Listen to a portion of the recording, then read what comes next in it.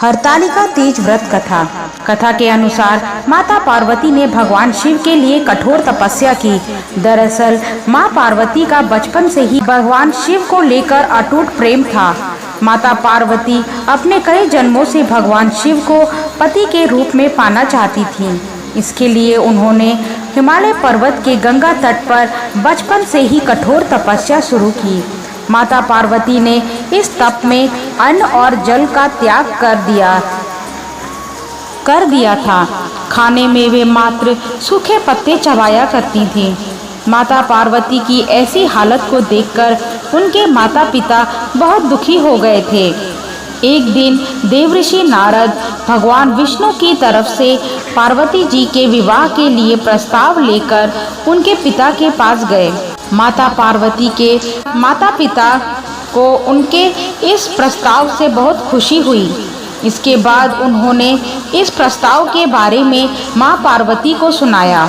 माता पार्वती इस समाचार को पाकर बहुत दुखी हुई, क्योंकि वो अपने मन में भगवान शिव को अपना पति मान चुकी थी। माता पार्वती ने अपनी सखी को अपनी समस्या बताई। माता पार्वती ने यह शादी का प्रस्ताव ठुकरा दिया। पार्वती जी ने अपनी एक सखी से कहा कि वह सिर्फ भोलेनाथ को ही पति के रूप में स्वीकार करेंगी। सखी की सलाह पर पार्वती जी ने घने वन में एक गुफा में भगवान शिव की आराधना की।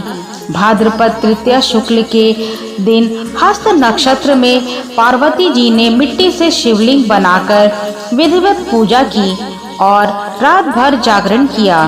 पार्वती जी के तप से खुश होकर भगवान शिव ने माता पार्वती को पत्नी के रूप में स्वीकार कर लिया था। कहा जाता है कि जिस कठोर तपस्या से माता पार्वती ने भगवान शिव को पाया, उसी तरह इस व्रत को करने वाली सभी महिलाओं के सुहाग की उम्र लंबी हो और उनका वैवाहिक जीवन खुशहाल रहे। माना जाता है कि जो इस व्रत को पूरे विधि विधान और श्रद्धा पूर्वक व्रत करती हैं, उन्हें इच्छानुसार वर की प्राप्ति होती है। हर हर महादेव।